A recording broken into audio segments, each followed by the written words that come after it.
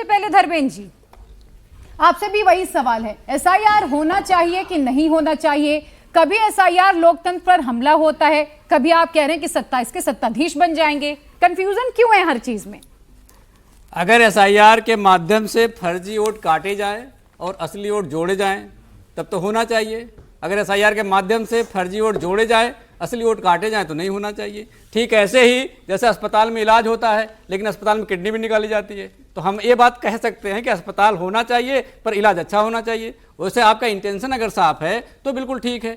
हमारा जो आपत्ति शुरू से इस बात से रही है कि एसआईआर के लिए जो समय सीमा 30 दिन की दी गई थी वो बहुत कम थी, क्योंकि एक बीएलओ के पास 1000 वोट थे और ये संभव नहीं था वो 30 दिन में कर ले। इसका नतीजा क्या हुआ कि इसी देश में तकरीबन हमारे भाई बहनों ने 52 लोगों ने आत्महत्या कर ली। वो बीएलओ जो इस बात को समझ नहीं पाए, उन पर इतना दबाव था कि उन्होंने आत्महत्या को अपना लिया, तो इसका मतलब वो गलत था।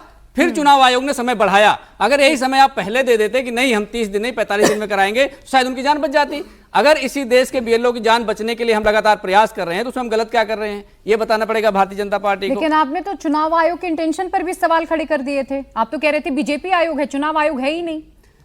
आपको हमने एसआईआर ठीक है, पहले आपको उसी एसआईआर से आपत्ति थी। बिल्कुल, आप मनसा की जो बात कर रही हैं, हमने मनसा इस आधार पे खड़ा किया था कि आपके पास 2 4 5 घटनाएं हैं, उसके आधार पे हम कहते थे कि चुनाव आयोग बीजेपी आयोग बन चुका है। चंडीगढ़ में आपने देखा कि बैलेट बॉक्स बैलेट पेपर में एक तरह से टेम्परिंग कर रहा था, रिटर्निंग ऑफिसर टेम्परिंग कर रहा था, लेकिन आज तक बीच में मत बोलिए भाई, रिटर्निंग ऑफिसर टेम्परिंग करता हुआ कैमरे के सामने पकड़ा गया, लेकिन उसके बावजूद भी कोई कार्रवाई नहीं हुई। रामपुर के चुनाव में आपने देखा कि पुलिस ऑफिसर पिस्टल लेकर के मतदाता को रोक रहा है कि आप वोट नहीं डाल सकते। क्या चुनाव आयोग इस काम के लिए है कि वोट ना डालने को जा पाए? तो हमारी आपत्ति इस पे थी। मिल्कीपुर में उपचुनाव में आपने देखा एक व्यक्ति ने 6 वोट डाला और 6 वोट का वीडियो बनाया बाकायदा डालते हुए, उसके बाद उसको वायरल कर दिया, उसके बावजूद उससे कार्रवाई नहीं हुई। तो अगर हम इतने बड़े टेस्ट केस पे कार्रवाई नहीं हो रही है तो हम इस बात को क्या माने? चुनाव आयोग बीजेपी से मिला कि नहीं मिला, मुझे बताइए। आप बताइए हाँ या ना। अब एसआईआर ठीक है आपकी नजर में कि नहीं है? चुनाव आयोग ने निष्पक्ष काम किया कि नहीं किया? आप तो कह रहे भाई भाजपा के वोट कटे, फायदा तो आप ही का है। हमारी जो आपत्ति समय सीमा को लेकर के थी, समय सीमा चुनाव आयोग ने बढ़ाया, इसका मतलब हमारी आपत्ति सही थी, हम अपनी जगह पे सही थे। बीएलओ की जिनकी मौत हुई है आज भी हम मांग करते हैं। समाजवादी पार्टी ने उत्तर प्रदेश के हर बीएलओ को 2-2 लाख रुपए की आर्थिक मदद दी है और हम ये मांग करते हैं कि जितने बीएलओ की मौत हुई है एसआईआर प्रक्रिया में, सभी बीएलओ को सरकार 2 करोड़ रुपया दे और उनके परिजन को एक सरकारी नौकरी दे ताकि उनका जीवन आगे का चल पाए, क्योंकि उन्होंने सरकारी ड्यूटी करते समय अपनी जान गंवा दी। ठीक है शिवम, एसआईआर आपके लिए फर्जी वोटर्स की सफाई थी। क्या ये सफाई इतनी ज्यादा इंटेंसिव हो गई कि आपने अपने ही वोटर्स की सफाई कर डाली? भाई समाजवादी पार्टी तो कह रही है जो वोट कटे हैं वो आपके कटे हैं, खुद मुख्यमंत्री योगी आदित्यनाथ भी यही बात कह रहे हैं कि हमारे वोट कटे हैं। देखिए अखिलेश यादव जी, अगर इतने ही बड़े पॉलिटिकल पंडित होते और इतने ही बड़ी ज्ञाता होते और उनको इतना ही सब कुछ पता होता तो वो अभी तक हारे हुए इस हाल में नहीं बैठे हुए होते, अभी तक उनको जीत मिल चुकी होती। तो गणित का तो कहीं ना कहीं मामला गड़बड़ है उनका। ऑस्ट्रेलिया से जो डिग्री लेके आए थे उसमें परेशानी है, खैर अब आ गया था। एक और चीज है, एक और चीज इन्होंने कही, जो समाजवादी के प्रवक्ता है उनका लबोलुआब ये है कि एसआईआर सही है। तो यानी कि आज से पहले अब तक जितनी भी 1 महीने में आपने इनको डिबेट करते हुए देखा है और एसआईआर को गलत गलत गलत बोला है, पहले माफी मांग ले तो बेहतर रहेगा। लेकिन चलिए मैं आ गया था, माफी भी नहीं मंगवाते इनसे। अखिलेश जी, आपने वो गोलमाल फिल्म देखी होगी, उसमें वो जॉनी लीवर का किरदार है ना, वो भूला एकदम, वो सारा ही भूल जाते हैं तुरंत। इनके शुरुआत के बयान गिनवाता हूं। एसआईआर पिछड़ों के विरोधी है, एसआईआर दलित विरोधी है, एसआईआर से आरक्षण खत्म हो जाएगा, एसआईआर देश के लोगों का वोट काटने के लिए है, एसआईआर एनआरसी है, ये सब इनके बयान है।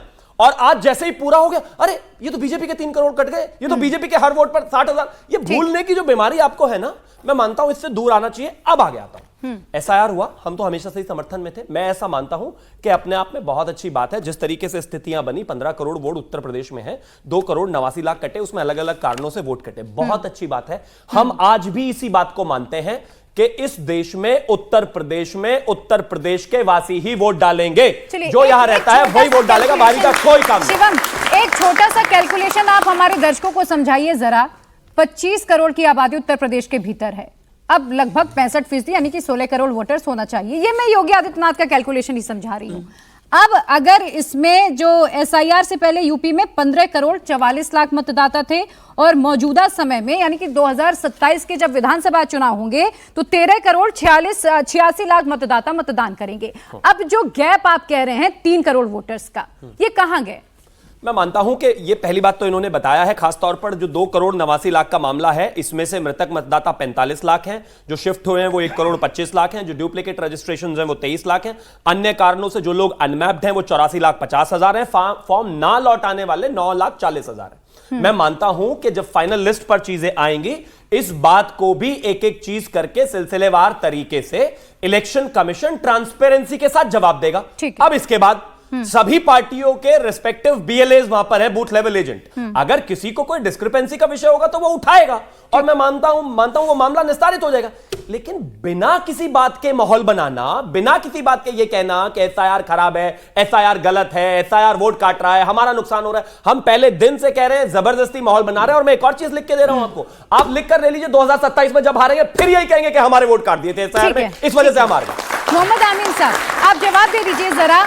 एसआईआर की जो प्रक्रिया देश भर के भीतर चल रही है, ऐसा पहला मामला नहीं है, पहले भी एसआईआर हुआ है और आखिरी जो इंटेंसिव रिवीजन हुआ है वो 2004 में हुआ है।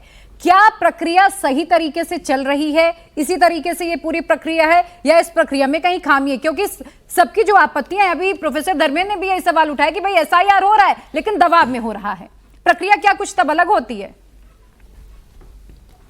जी देखिए, जहाँ तक सवाल है, आज़ादी के बाद से हमारे देश में चुनाव शुरू हुए 51-52 से और आज तक चले आ रहे हैं। चुनाव हमेशा निष्पक्ष होता है और बिल्कुल पारदर्शी होता है और हमेशा हुआ है पारदर्शी, कभी भी किसी तरह की कोई डिस्क्रिपेंसी नहीं पाई गई। अब आप इन लोगों को देखिए कि कुछ भी लगा सकते हैं आरोप, क्योंकि ये लोग नेता लोग हैं, कुछ भी कह सकते हैं, हमारे संवैधानिक संस्था को, किसी को भी कह सकते हैं, सुप्रीम कोर्ट को कह सकते हैं, हर एक को कहते रहते हैं, कोई दिक्कत नहीं है। लेकिन सवाल इस बात का है कि यही लोग आज उस बात को, प्रक्रिया जो थी इलेक्शन कमीशन की, उसको सही साबित करने में लगे हुए हैं। ऐसा नहीं है। अब सवाल इस बात का है, वोट चोरी ये कंसेप्ट आया कहाँ से? ये इंटरनेशनल कंसेप्ट है जो इंडिया के अंदर घुमाया जा रहा है हमारी सरकार और हमारे देश को बदनाम करने के लिए। हम कई देशों में इलेक्शन कराते हैं, कई देशों के इलेक्शन कमीशन यहाँ ट्रेनिंग लेने आते हैं। हमारा अच्छा जैसा चुनाव कहीं नहीं होता दुनिया में जिस तरह से हम कराते हैं। अब आप ये देखिए, क्या मरे हुए लोग जो डेथ हो गई, जो जा चुके, उनको नहीं हटाना चाहिए? क्या जो परमानेंटली शिफ्ट हो गए उनको नहीं हटाना चाहिए लिस्ट से? क्या आप देखिए कि जो लोग डुप्लीकेट आ गए, 2 बार आ गए, शहर में भी हैं, गांव में भी, उनको नहीं हटाना चाहिए? क्या नए लोगों को एडजस्ट नहीं करना चाहिए? ये बिला वजह का हुआ एंड क्राई मचाना गलत बात है। जहां तक सवाल है हमारे यहाँ इलेक्टर रोल का, अभी आपको 30 दिसंबर तक की बात आपको पता है, उसके बाद हमारे यहाँ 1 महीने का 30 जनवरी तक का टाइम दिया जाएगा, इसमें रिवीजन होगा।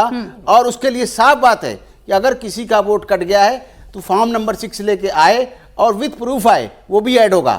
और घबराने की, आपकी जनता को, पूरे देश को बताना चाहता हूं, किसी जगह किसी को घबराने की जरूरत नहीं है। इलेक्शन कमीशन सिर्फ वोटों पर आधारित है। अगर वोटर होंगे तो इलेक्शन कमीशन कराएगा इस संस्था में चुनाव और ये लोग स्टेक होल्डर होंगे। जहां तक सवाल है इस बात का कि बार बार शोर मचाना कि गलत किया जा रहा है, गलत किया जा रहा है। अभी एक सज्जन ये कह रहे थे, प्रवक्ता, कि हमारे जो बीएलओज हैं उनकी डेथ हुई है, वो गवर्नमेंट ऑफिसर्स हैं, इनके 2 लाख में चर्चा, उनका परिवार नहीं पलेगा। उनके साथ मुझे सिंपैथी है पूरी कि वो हमारे ही वर्कर हैं और सरकार के वर्कर हैं। सरकार उनको पेंशन देती है, कंपनसेशन देगी, उनका ध्यान रखेगी, उन परिवार का भी, और उनमें हर परिवार से एक नौकरी दी जाएगी।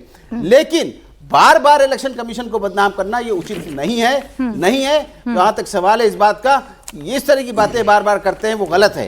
और आपको मैं बता दूं, ये जो पहली बार इलेक्शन कमीशन ने पहली बार आजादी के बाद ये किया है कि जैसे इनका पोलिंग एजेंट होता है, काउंटिंग एजेंट होता है हर पार्टी का, उसी तरह हर पार्टी के बीएलओ के साथ लगा दिए गए।